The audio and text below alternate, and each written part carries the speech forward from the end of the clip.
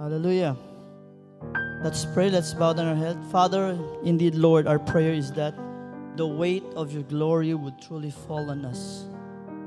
And not just only, Lord, for a day or for a week, but we pray each and every day, O Lord. And our desire is to be in your secret place. And Father, tonight as we study your word, help us to understand. God, Holy Spirit, we know you are with us this evening because your word says, 2 or 3 gathered in your name. In the name of Jesus, you are in the midst. And so tonight, we know you're here. God, Holy Spirit, we know you're willing to teach us. For you said, Lord, just to rely on you. Your word is true. Your word speaks spiritual things. That's why we rely on you. For you are, Lord, the only one who can give us understanding and the true meaning of your word. Be with us in Jesus' name. And everybody says amen. Everybody shout hallelujah. Hallelujah.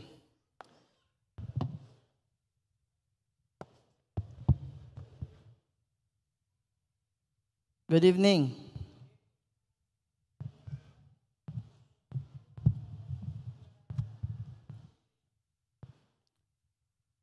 Kinsa diri sa inyo ha, who among you here, tiene pasensya espera?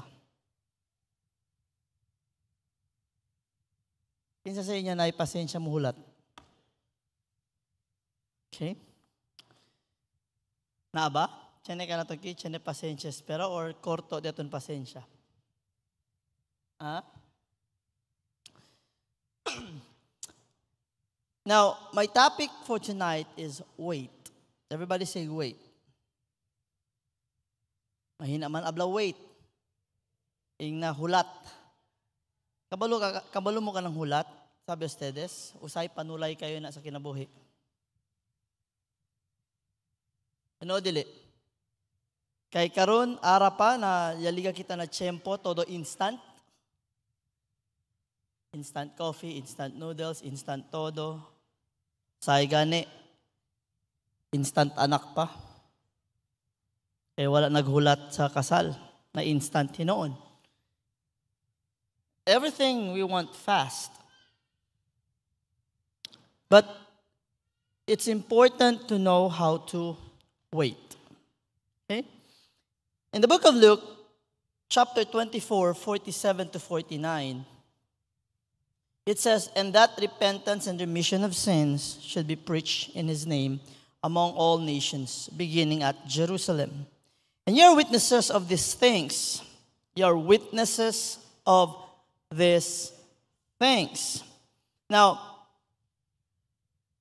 and then he goes on to say, "And behold, I send the promise of my Father upon you, but tarry ye in Jerusalem, or tarry ye in the city of Jerusalem, until ye be endued with the power from on high."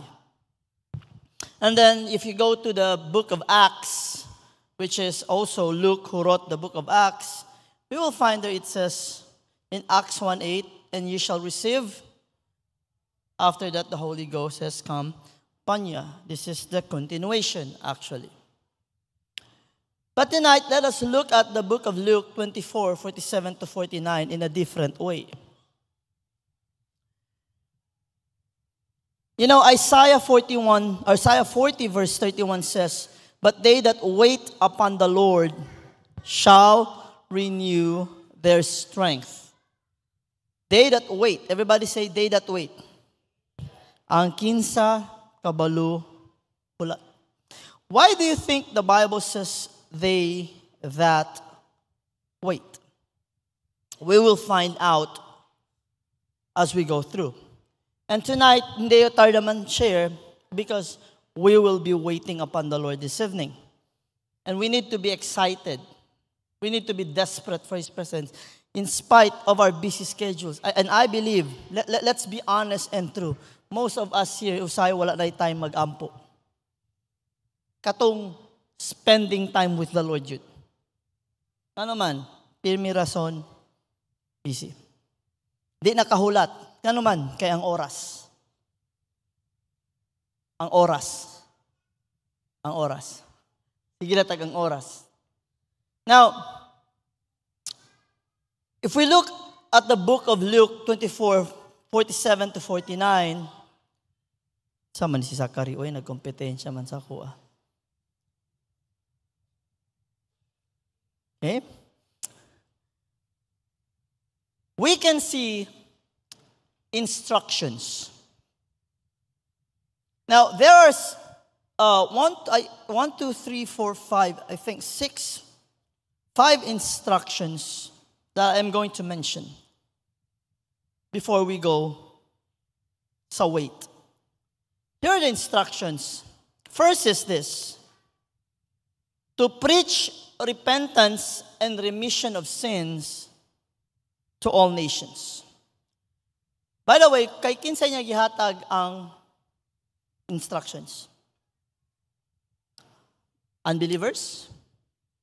Sa mga wala gitawag? You know, there was this one good question gipangutana sa ako. Why is it ang si Jesus, pagkabanhaw niya, nagpakita lang siya sa iyang disipulo, kung pwede man siya magpakita sa tanan. Yung kauban ako, kung magpakita siya sa tanan, era daw, yakrea lang daw to the hente kay Bibole. Actually, it wouldn't be the case. Kasi ang uban, they will really try to make it as not true, like guni-guni lang na nimo. And again, this is also the thing when we talk about faith. For the world to see is to believe. But his disciples believed, that's why they have sinned. And Jesus revealed himself. Again, it is in the power of God to reveal himself or not. It is in the hands of God to give it or not. But I can assure you that the promise of the Holy Spirit is a gift to those who believe. But I will not be magpadugay ko dito kay we will be waiting upon the Lord this evening. And so he is given the instruction to preach repentance and remission of sins to all. And this is the reason why many hate the gospel, because when you preach repentance, pag magwali na gani ka repentance and remission of sins, it exposes sin. Okay? Second instruction is that when they preach, it should start or begin at Jerusalem. That's the reason why if you look at Acts 1:8, it says, diba? You shall be witnesses unto me. On naman start, Jerusalem. And then third is this. It says here, and ye are witnesses of these things. Witnesses of what things? That Christ suffered in verse 46 na chapter 24 the Luke, that Christ suffered and that he rose from the dead on the third day. And they are witnesses.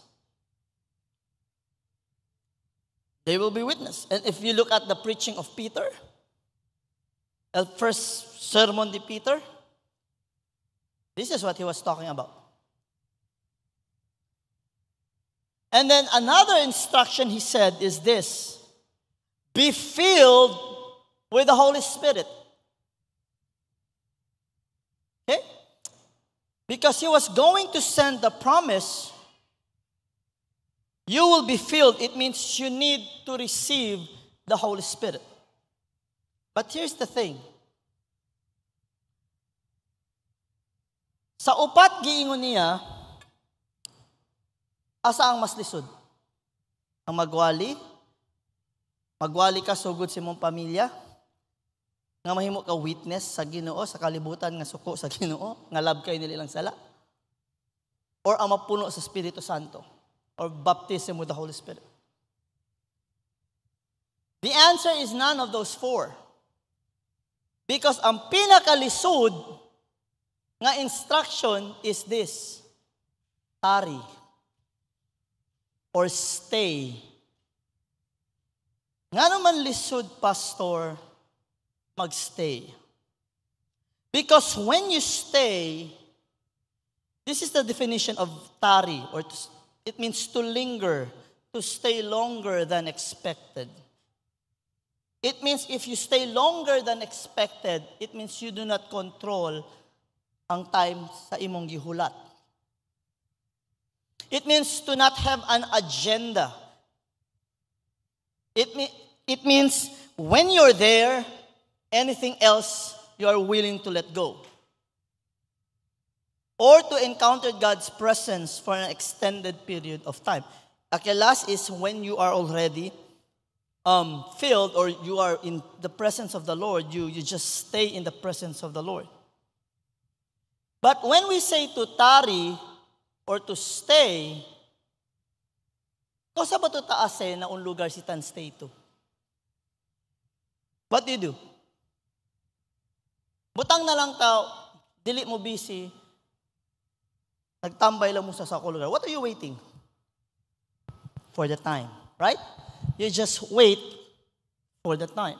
It means you are there to wait. How many of you here na boro sa usa ka lugar nga di na mo kaagwanta ni hawa na mo? Or how many of you here nagiingnan mo sa inyong kauban? Espera to kumigo alya, kabarya pregunta ustedes, ki ora, basta within this time frame, espera to kay liga lang yun, depende. And then, kay channel ko siya kuntigo dali, nung ay to pwede espera ya salet to kara mo liga, nung ay to pwede receive. You know, to wait is difficult. Why? Here's the thing. Yes, for us, sometimes we say, Lord, your answer has been delayed. Adi aton time, kel. But in God's time, He is never late, He is never early, He is always on time. Here's the problem. God's timing is not our timing. Second, God is the giver of the gift. So we must learn how to stay and to wait kung kano sa inyahatag. Hello? God's timing, God's schedule is not our schedule. Mao usay gadali ta, nya ginahimo ni Lord, not yet. Example ba? Ganina padulong mi diri. Si Zach sige hilak. Dede. Ay gibutang na nako ang gatas. Nalimot na ako ibutang sa bag. So, gidala lang ang baby ron na itubig, wala ang gatas. Pero at the same time, ito sa blessing in disguise para di ko malimot, mupalit ko og bago kay pahurot na gyud to iya. And so sige siya hilak. And Zach, just wait. Pero ang bata, and just imagine si Lord gaingon sa to, wait. Kunya kita, hindi Lord, karon na. Just wait.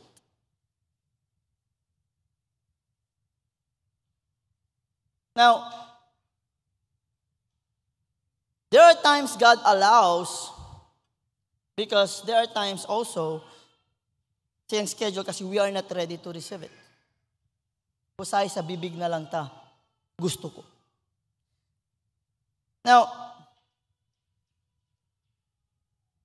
God's promise, or God promised the Holy Spirit. That's true. God told them to stay. That's true. But God did not tell them, or Jesus did not tell them, what time or what day the Spirit will be poured out. Giingnan sila, I will send the Holy Spirit. Giingnan sila, go back to Jerusalem and wait. Pero wala nag-ingon si Kristo. Maabot siya on the second day, 1 p.m. eksakto. He said, wait.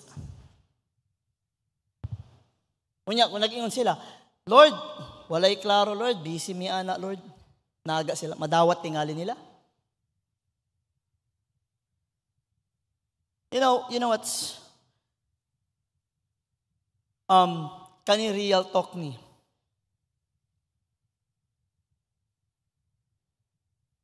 Mga tao ron cannot even wait upon the Lord for 30 minutes. I always remind myself sa overnight. Don't take for granted the time na pwede kita mag-worship, pwede mag-wait. Kung time to worship, spend time, ayaw idali. And that's the reason why kada over it, ginatry na ko i-extend hinay-hinay hasta maanad yun. Kasi chenebes, man pray, man worship, kabalang resado, lakalya lang kita. Listen, it doesn't mean yan start to man pray na ipato na spirit of worship or na Holy Spirit. He is already there. Jesus is already there. He is just looking at us if kilaya kita ka desperate for Him. Kilaya kita ka kere. Like how persistent are we? And I will tell this. Si Akikel ara panahon, yabla si Jesus wait. Kabar 3 days siya pasa. No ay ni uno kanya pwede saka. Porque man, half day pa lang, tayo pa, dugay man ato sa ako, kaya akong labada. Tayo pa, dugay pa ko, kaya ako ani. Dugay pa ko, kaya kani akong kwan.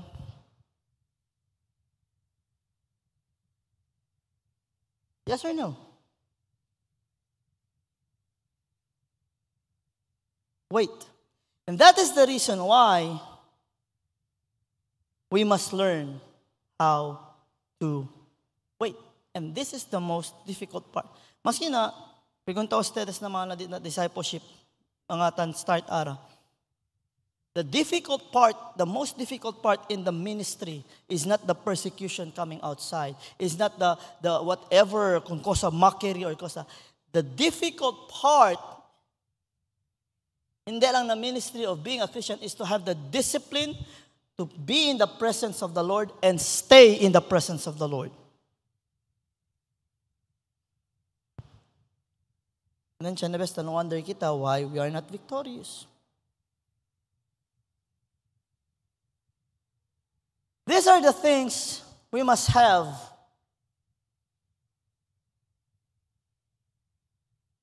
in order for us to be able to wait. First is this. We must have the desire to be empowered by the Holy Spirit. Like, hindi lang desire lang. Akil, kwento-kwento lang. Akil, senega to desire. Now, if you are baptized with the Holy Spirit, you have the desire to maintain in the presence of the Lord. To be filled always. You know what's the problem today? Is this. They just make it as a one-time experience. And it should not be the case. Okay na pastor, nabaptize naman ko. Tanong sa 10 years ago, unya, okay na to. Do we have the desire? Now, if we have the desire, evidence that you really have the desire is the second thing, is the eagerness and the excitement to receive the gift. Are we eager?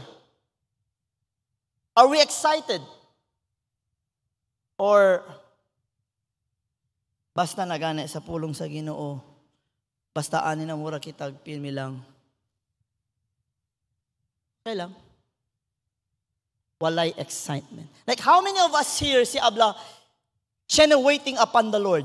Yes, siya na waiting. Sabi at wait yun nakasa, pero aki na church, yes, at least we can wait, we can spend time. Or, dugay na pud ni siya, oy. Ampo na pud ni siya. And worship, eluban, hallelujah. Praise the Lord. Lord, eto. Hallelujah. Praise the Lord. Lord, ikapi ang kasing-kasing ni pastor para mahumanan ni. Like, how many of us, and God knows our heart,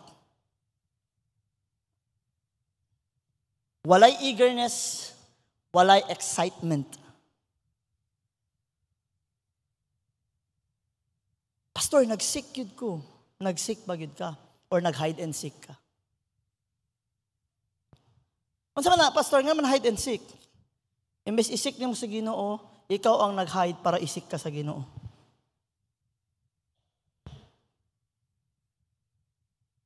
The third is, do we have the discipline to focus? You know why? This will bring to the fourth, al pinaka-importante na todo, the patience to wait. Siya na ba kita pasensya? Do we have patience to wait? Or pimi lang kita apuraw? Apuraw ki apuraw. Like, basta, and here's the thing, basta na secular, we are willing to banjing-banjing, dugay-dugayon, pero basta na church, anyways, tasya lang kita apura, basta umaman lang, naman. And here's the thing we need to understand. The world, you notice ustedes el mundo ta comega todo el hora del gente. Have you noticed that? And yet what we do? What do we do? Instead of saying, no, gikuha na tanan sa kalibutan ako oras, I will really make time for the Lord. You know what do we do? Pastor, wala yun ko choice eh. Ginakuha na yun. So, daliun na lang nato.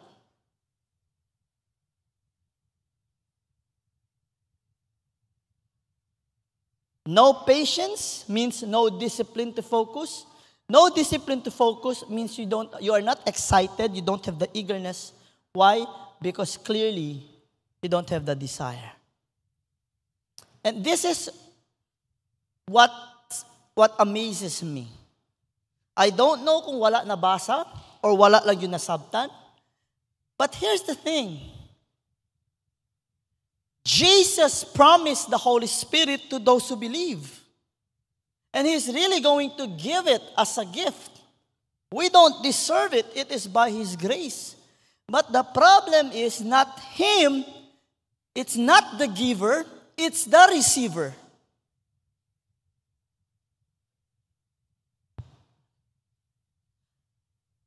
Lego man wait upon the Lord kita man pray. I'm not saying be siya to dito uban. Just observe. When you worship, be with the Lord. Pero hopefully nuay kita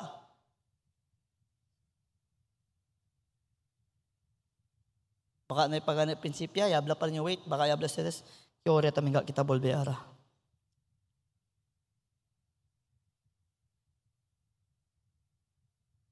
Here's the challenge. Like I said, un rato na yung man-share. Genesis 32:24-28. This is the story about Jacob wrestled with God. Estel kwento, kay Leo el verse 28 lang. Pero he wrestled with God and he didn't know that the man was God. And mananang question, por que man tapar si Lord kung Jacob? No, actually, if God wanted to defeat Jacob, he could. Pero like as a father, na son ba? Anyway, that's a different thing. Pero, Elyapasaki is this. Jacob said, let me go for the day breaketh. Habla pa el gente, habla le con Jacob. Manda to kumigo sale. Larga kumigo. Kasi habla si Jacob, I will not let thee go, except thou bless me. You see the persistency? And then he goes on to say, what is thy name? And he said, Jacob. And he said, thy name shall be called no more Jacob, but Israel. For as a prince hast thou power with God and with men, and hast prevailed. You see, if you look at el cosa le habla, cosa gana el razón por qué adali ka natin Holy Spirit? That's a sign of authority. That's the sign having the power of God. Not us being God. Hindi. Authority, kay sitan pray kita, tase kita ministry, we work under the power of God, Holy Spirit. It's the same thing. El pregunta lang is this, are we willing to spend time to wait? And there's this one word, I'm going to struggle. And there are times when you wait upon the Lord. How many of you here naghulat mo, mura mo struggle? Raise your hands. Raise your hands. That is wrestling with God. And when God sees that you are persistent, He gives it. Hindi kaya abla, hindi kundi ko kaya. He just wants to see how bad, how desperate you want the gift. Maybe you're wondering, ¿por qué, Pastor? Because. Why? No hay allá desire. And so, it is God who gives the authority. It is God who gives the power. Because it is God who is the source of everything. What's the point? Are we desperate for the power? Or are we desperate for the giver or the source of the power? That's the reason why God said, wait. Kasi kere le mira, si el gente, na pensamiento y na corazon, sabele, misita ko na Diyos.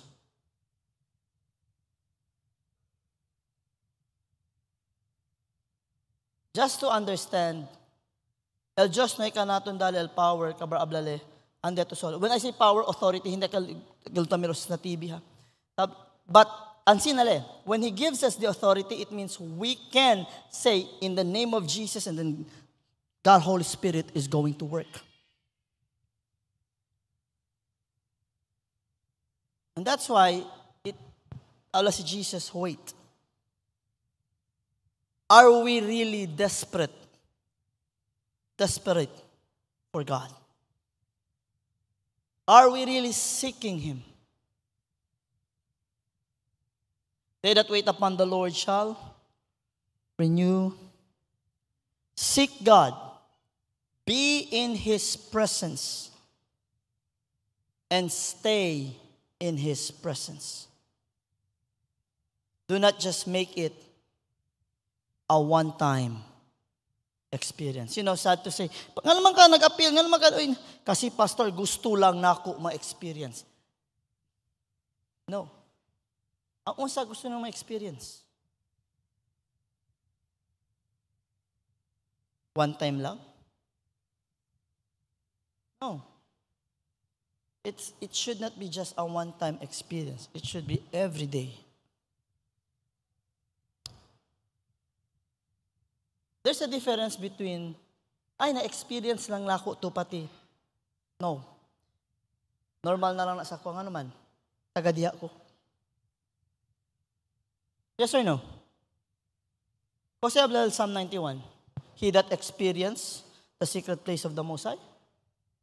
Kasi habla, He that dwelled in the secret place of the Most High. And tonight, we will spend time with the Lord.